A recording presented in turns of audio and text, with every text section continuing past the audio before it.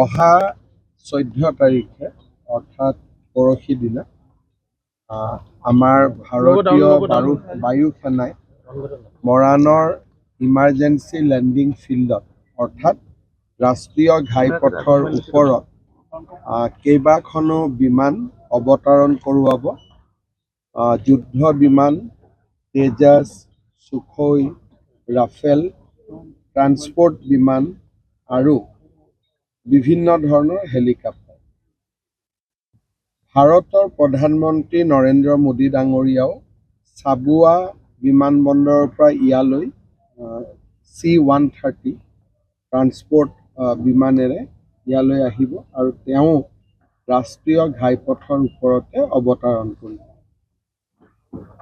আৰু গুৱাহাটীলৈ উভতাৰ সময়ত তেওঁ পুনৰ ডিব্ৰুগড় বা চাবুৱালৈকে নাযায়, ইয়াৰ পৰাই পোনে পোনে গুৱাহাটীলৈ উৰা মাৰিব।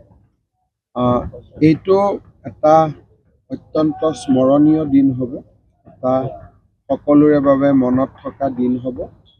মই ডিব্ৰুগড় জিলা প্ৰশাসনক অনুৰোধ কৰিছোঁ বা তেওঁলোকক মই কৈছোঁ আমাৰ স্কুল কলেজৰ ছাত্ৰ ছাত্ৰীসকলক যাতে এই চোৱাৰ সুবিধাটো কৰি দিয়ে।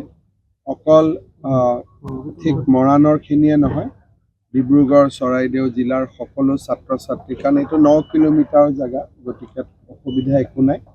আমাৰ স্কুলৰ কলেজ বা ডিব্ৰুগড় ইউনিভাৰ্চিটিৰ ষ্টুডেণ্ট, কলেজৰ ষ্টুডেণ্ট, ছাত্ৰ ছাত্ৰীসকলে যাতে এই অনুষ্ঠানটো আহি চাব পাৰে, কাৰণ তেওঁলোকে এই অনুষ্ঠানটো চালে ভৱিষ্যতে বায়ু সেনাত যোগদানৰ বাবে তেওঁলোকৰ মনত এটা ইণ্টাৰেষ্ট বাঢ়িব।